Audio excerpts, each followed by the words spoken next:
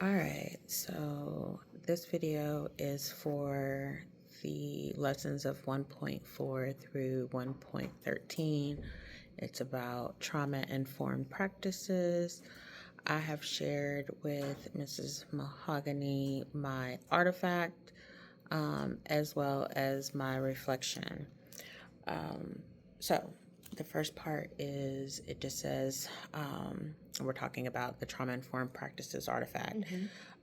So one big shift for me was just seeing behavior more used like a communication of unmet needs than defiance. And another one also was realizing how critical my own regulation and self care are for staying trauma responsive. So the question that I had for you was, have you used any similar trauma-informed practices with adolescents? If so, what worked well? As far as you, when it comes to engaging, like when it comes to you communicating with students in a way that's making them aware of what they did versus coming at it from a attacking perspective. Is that what you're saying? Yeah. Yes. So I have done that, trying to make them aware. I do a lot of question based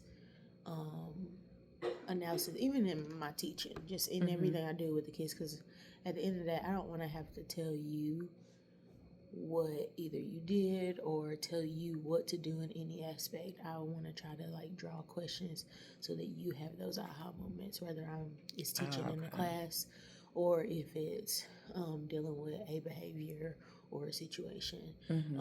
Because the more reflective a student can be on themselves, the more likely they are to respond in a better way versus you attacking them That makes and the sense. pointing finger. Okay, perfect.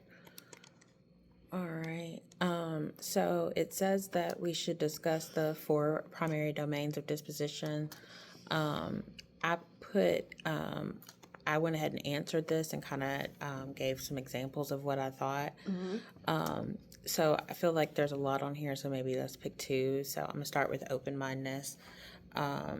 So I feel like for me to stay open-minded, I should stay willing to question assumptions about students, families, and what works in the classroom, as well as treating new data and feedback and student perspectives as information to adjust your practice, not threats to your expertise. So I found that important last year. Was making sure that I went back and looked at the data for like Mastery Connect, for example, where the kids were on that, and making sure that I shifted my perspective as far as what I felt like they needed practice on instead of just looking at the lessons like we got to move ahead. So, and then the curiosity.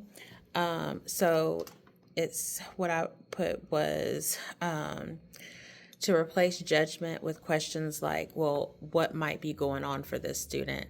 Or what could I change to help? So the reason I put that was because last year with my students, like there was a particular student that I'll use as an example. Like he could answer the questions in class, but then he would do the homework and it wouldn't even be answers. Like the verbiage that he would put in for homework didn't make sense.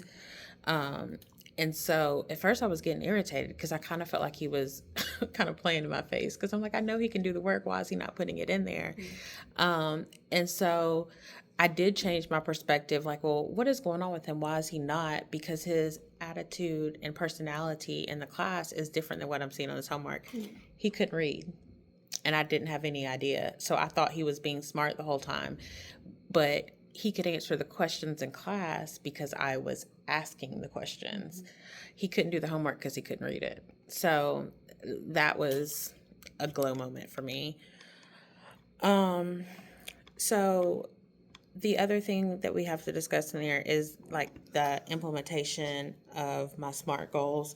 I don't know that I shared those with you, but initially when I did my SMART goals, I wanted to I don't know that I want to read this, but okay. So, keeping my trauma-informed implementation plan on course will depend on building both structures and supports that make my SMART goals part of my daily routine, not an extra task that I just forget. So, I wanted to be completely done with this, like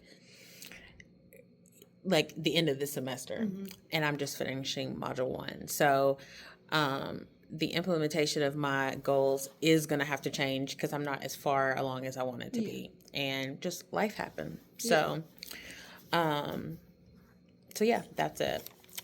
Do you have any feedback for me?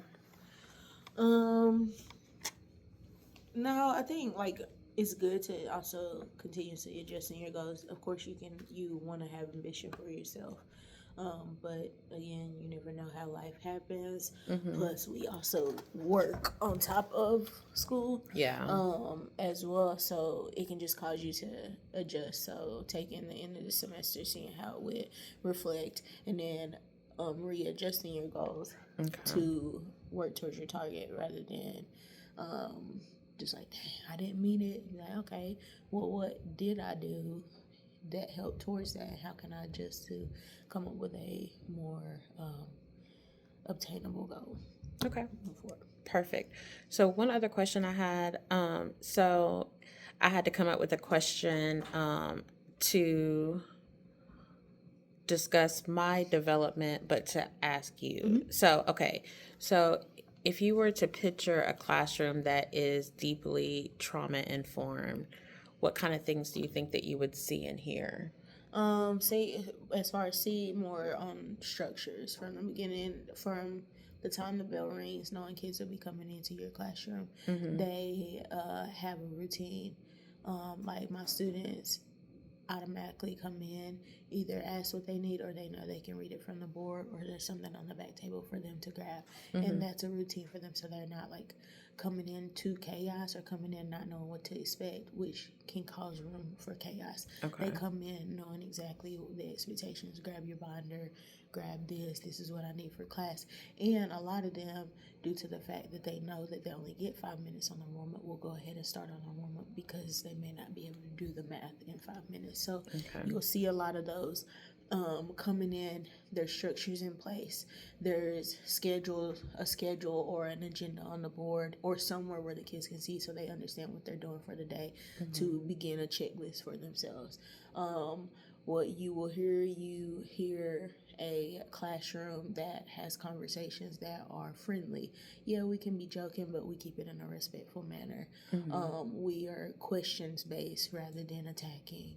When issues may arise or disagreements may arise, kids and adults as well are conversing in a way of understanding that they disagree, but without it being a fight or an argument, all in ways of just trying to have a collaborative classroom, a culturally inclusive classroom, as well as trying to teach your content.